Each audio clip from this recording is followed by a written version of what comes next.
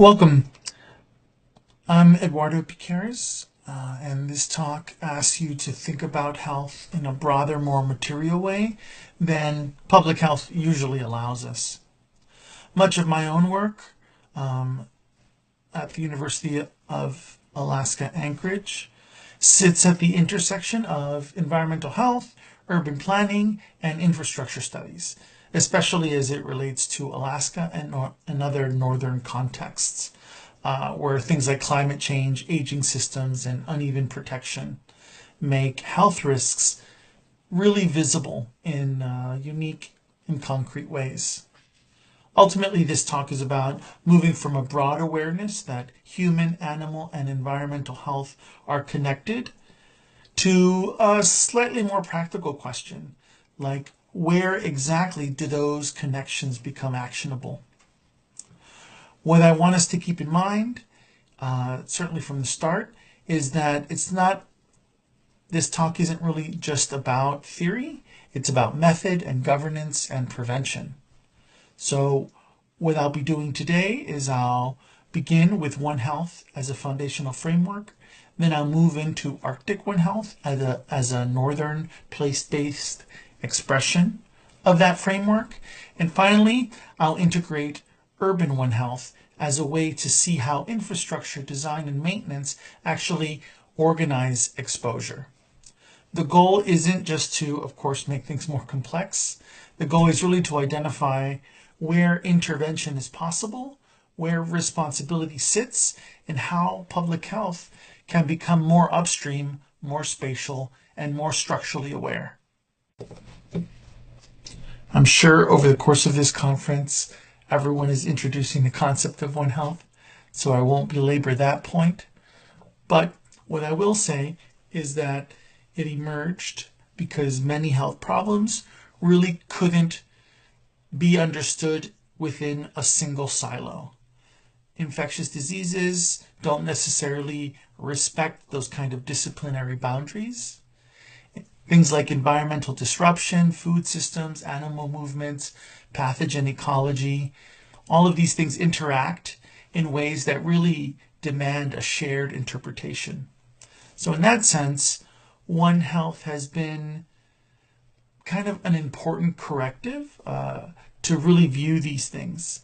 It's helped us make visible the fact that health isn't just a matter of individual bodies or clinical care, but also of relations among species, environments, and systems. So first,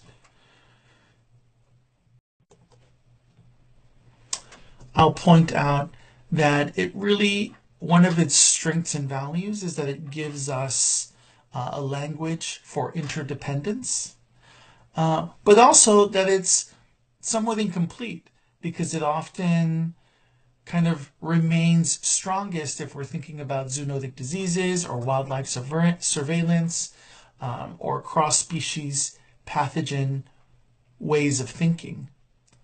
While through it, though, it actually pays less attention to some other parts of the ecology, like the built environment, which are water lines, ventilation systems, waste networks, housing conditions. All of these are pretty critical, and so keeping them in the background is a real limitation, which then becomes especially important once we turn to northern settlements and cities.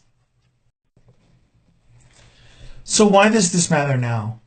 Ultimately, contemporary public health is increasingly confronted by problems that are layered, mobile, infrastructural, increasingly complex, and then when layered on top of things like climate change, which intensify things like flooding, erosion, extreme weather, and temperature instability, it then impacts us in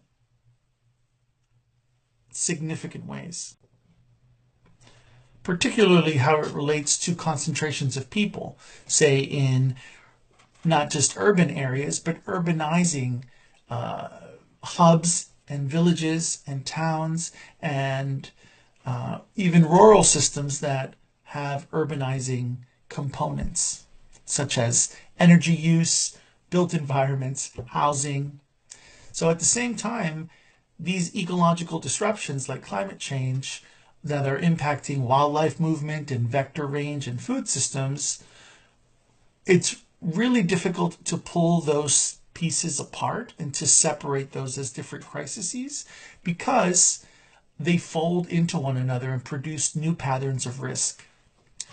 What makes this especially difficult is that many of our inherited public health tools were really designed for really cleaner, separated categories. We built agencies around sectors, enterprises around disciplines, and interventions around outcomes that appear once harm is already underway. But the risks now emerging in the North don't really wait for those institutional divisions. They really travel through housing, transport, drainage, waste, food, governance. So the urgency of this moment is really not only in new threats, but in the need for better framing. If we misframe the problem, we end up responding too late and too narrowly. Ultimately, my central critique here is not that there's anything wrong with One Health or that it's wrong. It's that One Health can become too thin when it's applied without attention to material systems. And material systems are often left out of these conversations. If we focus only on pathogens and species interactions, we may miss the infrastructures, the political arrangements, and the land use decisions that make those interactions dangerous in the first place. A broken waste system, for example, overcrowded housing, failing water infrastructure, or fragmented governance structures can be just as epidemiologically important as infected animal reserves. Conversely, however, it's easy to say that everything is connected, right? But it's actually much harder to specify which connections are most consequential. So who has authority over them and where prevention could happen before surveillance data becomes crisis data? I think in practice, One Health often remains conceptual because it is really difficult and sometimes lacks a strong account of infrastructure, municipal governance, and urban form. Those omissions matter even more in the Arctic, where fragility and remoteness make system failure harder to ignore.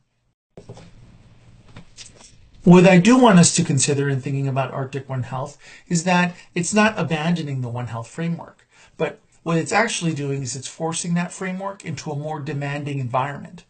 In the Arctic, climate change is faster, infrastructure is more fragile, distances are greater, and subsistence relationships remain even more central to daily life than a lot of other places. So in these Arctic settings, interdependence isn't merely kind of like an abstract principle, it becomes a lived reality. That's why Arctic One Health really matters. It sharpens what the broader framework can sometimes blur. It brings into view settlement vulnerability, transportation dependence, food security, environmental change, and the uneven capacities of small communities and regional hubs like in places like Alaska. What it also does is it foregrounds the reality that indigenous knowledge isn't just an optional add-on to science. In many Arctic settings, it's really essential for recognizing environmental change, often also for interpreting those anomalies and in guiding meaningful responses. So Arctic One Health, therefore, makes One Health more place-based, more practical, and more accountable to those northern conditions. Building on that, Arctic One Health really ends up adding specificity because it tells us where we stand matters. A general framework becomes more useful when it's pressed into a place where climate, infrastructure, remoteness, and livelihoods visibly interact. So in the Arctic, health can't really be separated cleanly from things like transportation reliability, safe water access, food storage, hunting conditions, or thawing ground and permafrost. This isn't just a matter of exposure, it's also a matter of governance and time. Communities often live with impacts immediately, and while the drivers of those impacts originate elsewhere and unfold at larger scales, they still impact those communities immediately. So the Arctic sharpens the framework because buffering capacity is often lower and consequences are often more visible as a result. In a highly resourced metropolitan system, a water disruption or a transportation delay, for example, may be inconvenient, but usually they're survivable. In northern settlements, similar disruptions can quickly become questions of food safety, sanitation, or even environmental exposure. That visibility is analytically useful because it reveals relations that may be present elsewhere, but are often hidden by redundancy and scale. The Arctic also really sharpens the One Health framework in this context because climate change isn't just some distant projection there. It's experienced through thaw, coastal erosion, altered hydrology, changing migration routes, definitely uncertain ice, and pressure on housing and waste systems. So in that sense, the Arctic is operating as both a lived region and a sentinel space. It allows us to see how ecological change becomes infrastructural change and how infrastructural change can immediately become a public health condition. That sequence is kind of really central to the move where I'm taking some of my work and where I see some of these later and immediate exposure issues through the application of urban One Health, even in the Arctic. Alaska is a particularly powerful example because it sits at the junction of scales. Many of the forces shaping environmental change in Alaska are really originating outside of Alaska itself, right? So things like global emissions alter local climate here. Federal policy influences regional infrastructure. Commodity markets shape land use and development priorities. Yet the health consequences are actually felt at the local level in homes, roads, drinking water systems, subsistence patterns, and community stress. That mismatch between the scale of causation and the scale of impact is really a major theme in environmental health. Communities are often focused into adaptation because they can't really control the larger systems producing those risks. This means that health systems have to absorb harms generated elsewhere, and prevention really becomes more difficult because the drivers are politically and geographically displaced.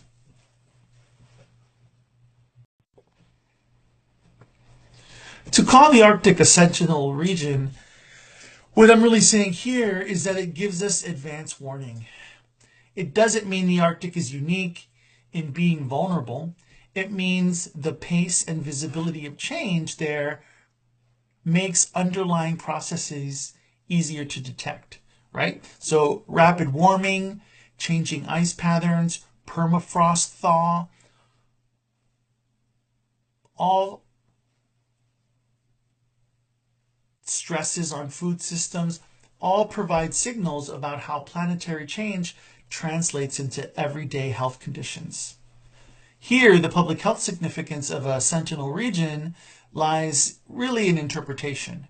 If Arctic systems show us how environmental disruption feeds back into physical, mental, and community health, then the lesson isn't only about the North. It's about how interdependence works more generally. sentinel regions teach us that ecosystems, infrastructure, and health aren't really separate kind of domains, right? They are sequentially tied together. What happens first in the Arctic may later emerge elsewhere under different names and in different forms. One key example is permafrost, which is often misunderstood as simply frozen ground, kind of like a technical condition that only matters to, I don't know, people like engineers. However, permafrost is really part of a wider ecological and infrastructural system. It structures things like hydrology, surface stability, drainage, settlement possibilities. When it changes both the natural environment and absolutely the built environment, even in the Arctic. That's why permafrost is really such a important example. It shows how a seemingly environmental process really can cascade into housing damage, road instability, altered sanitation conditions, shifting water quality. So if you notice here, there is continuous permafrost. If we're looking at the top right graphic, imagine building houses or infrastructure or water systems or waste systems on top of those continuous permafrost. As they thaw, that ground becomes really unstable and ultimately has significant impacts on things like sanitation conditions, water quality. So the resulting health impacts, even though they might be indirect or delayed, they're not any less real. In fact, some are the most consequential environmental health problems because they accumulate slowly. They produce an exposure through these types of infrastructural burdens and structural deterioration that leaves infrastructure and ecology altered in ways that immediately impact those that depend on it. Up until this point, I'm trying to kind of build a picture of interdependence. But if we notice here, even in Arctic environments, there are a lot of different opportunities for things to interact, whether we're talking about tourism or subsistence lifestyles or urban environments, energy and resources. All of these things are really interacting in specific ways when it comes to the Arctic, and Arctic One Health helps us frame these interactions in specific ways as it applies to the unique ways these things are interconnected in Arctic environments. Ultimately, Arctic One Health is powerful because it helps us clarify the nature of some of these vulnerabilities in the North. It shows us climate-driven risk, ecological disruption, and ultimately the system fragilities at play in Arctic environments. But it really doesn't automatically tell us which levers to pull to correct some of these things.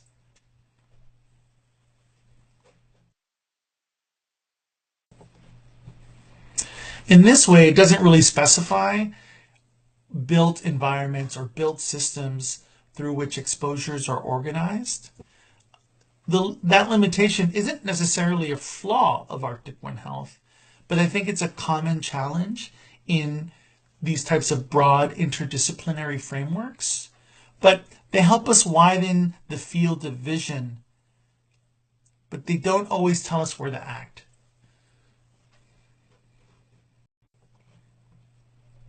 In my own work, this is kind of the doorway into integrating urban One Health as it relates to Arctic One Health.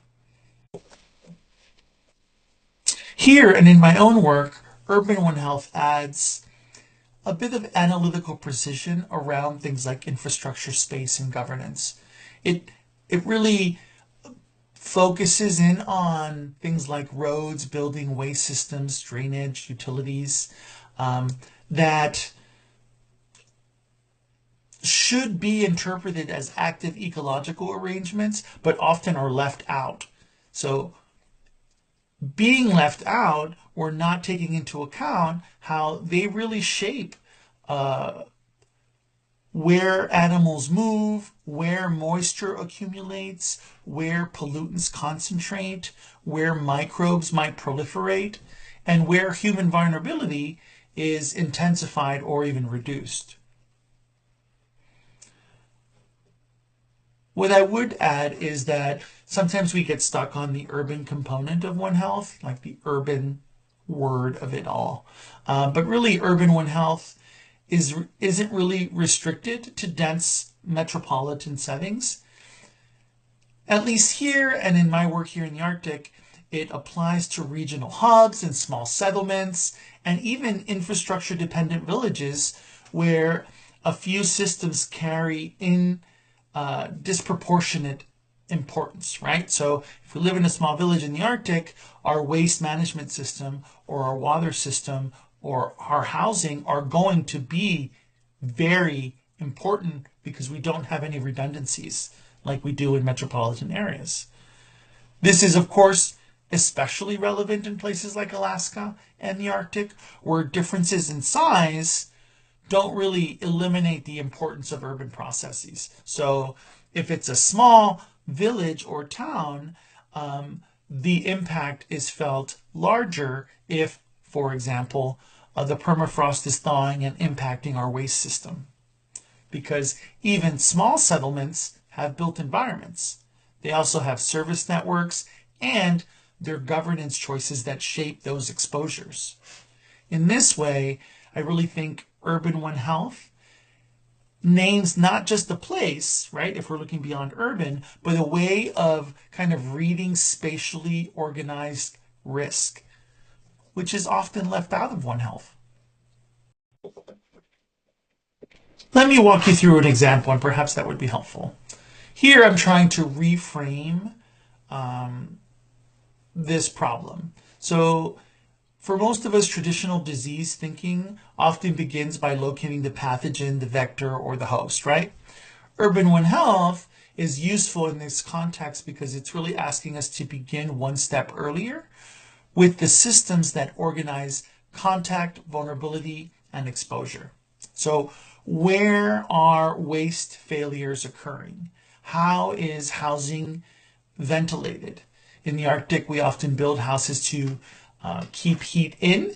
Well, that often also keeps things like moisture in, which then can provide opportunities for molds to grow, which are going to impact a variety of different factors, right? And so in looking through the built environment as an active ecology, I wanted us to think about the different ways in which all of these very specific built infrastructures can also be exposure points. And so in thinking through that, water main breaks might carry waterborne pathogens, for example, right? Sewer lines might be backed up, creating issues down the way. Water main breaks also impact pressure systems within those water systems. HVAC systems are prone to having different types of molds and microbial particles that impact things like asthma rates and breathing. All of these things are just some examples of how the built environment can really impact and create conditions where exposures occur. What the value here is that it's turning prevention really upstream. So instead of waiting for downstream clinical outcomes, which is often the case once something's happened, if we can examine the infrastructure and the spatial arrangements, that might make those outcomes possible. We're still using an epidemiological lens, but we're really expanding epidemiologic thinking into the built environment, because it's asking us to treat infrastructure not as a neutral backdrop, as is often the case, but as an active ecological mediator. In Arctic environments where these built systems and infrastructures play such an important role in the everyday life and don't have backups, then the impacts of those changes and shifts become that much more important. Another quick example where I'm located would be Anchorage, Alaska. So if we approach Anchorage, for example, through an urban One Health lens, the city and many cities can become more than just a population center. When applying the urban One Health framework, it becomes a place where pipes, drainage, waste systems, housing stock, transportation corridors, and wildlife movement really overlap. The city's maintenance records, service complaints, environmental stresses, all of these things become signals and can be read as evidence of where exposure is actually being produced. So that makes, in this example, Anchorage not just a site that we can study, but really a method for seeing how northern urbanism organizes health risk, which then also applies to villages and hubs and urbanizing systems when something happens to them. However, in using Anchorage as an example, we would be mistaken to assume that applying an Arctic urban One Health approach only matters to cities like Anchorage.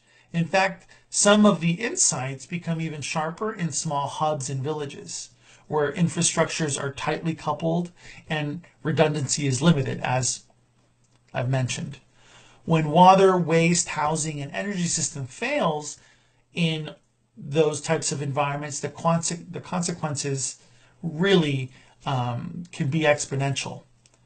This is where scale actually becomes conceptually important. Urban One Health isn't just about density. It's about organization of built systems and the way those systems mediate exposure. If we're looking at these examples on this slide, if we look at the first photograph where permafrost thaw impacts disposal sites, in some parts of rural Alaska, different types of waste systems are actually in place. In this specific example, waste and sewage lagoons have been in place for a really long time. The problem then becomes when permafrost is thawing underneath those lagoons, the impact of that waste then can bleed into subsistence environments, lakes and rivers, and be exposure points for different types of infections. And that's just one example of how the application of this helps us kind of operationalize Arctic urban One Health. I think the challenge really becomes pulling those two pieces apart in thinking about Arctic One Health. And by my introducing urban One Health, I certainly don't intend or mean to conflate the two. And they are two different pieces that I use in my own work here in the Arctic and subarctic because of the way that it applies to these systems.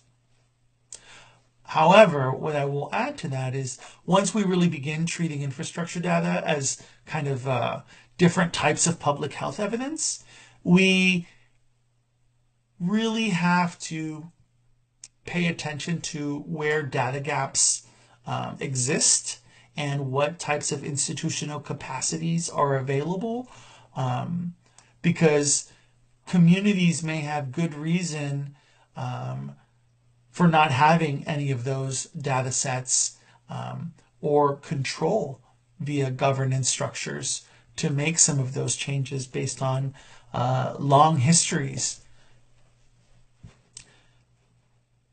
Just as important, though, Indigenous governance and knowledge really needs to be central in thinking through all of these pieces.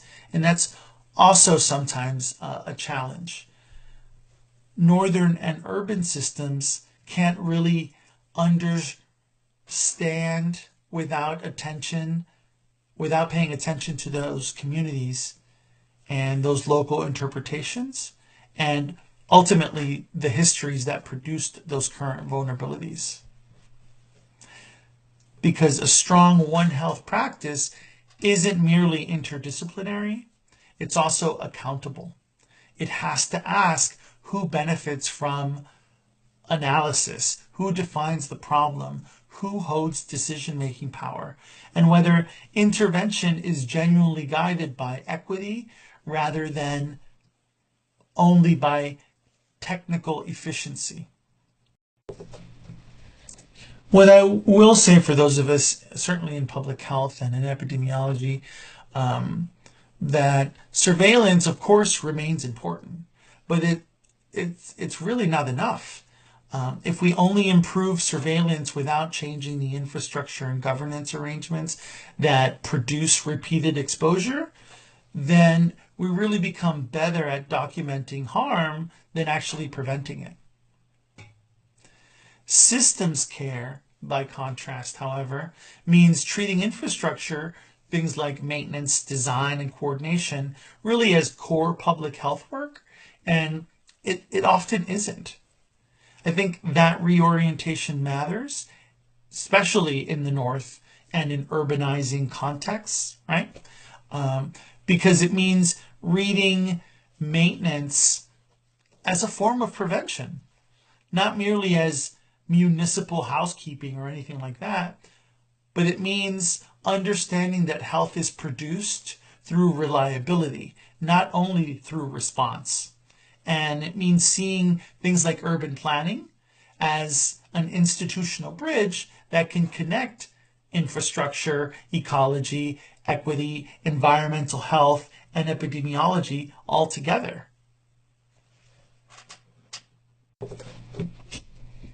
So in closing, I really want to leave you with a simple but really kind of demanding idea that health isn't only biological and it's not only environmental, as we know, but also to consider it as also infrastructural, spatial, political. And I think by thinking through Arctic One Health and maybe for some of us the application of Urban One Health, it can give us or improve our language for interdependence. Arctic One Health makes that interdependence visible under conditions of rapid northern change. Urban One Health shows us where prevention can actually intervene in things like housing, sanitation, maintenance, planning, and governance. What I want us to walk away with is asking where systems are interacting. Ask who is missing from kind of this puzzle. Where is exposure being produced rather than only where are outcomes appearing? Thank you so much for your time, and I hope you have a great rest of your day.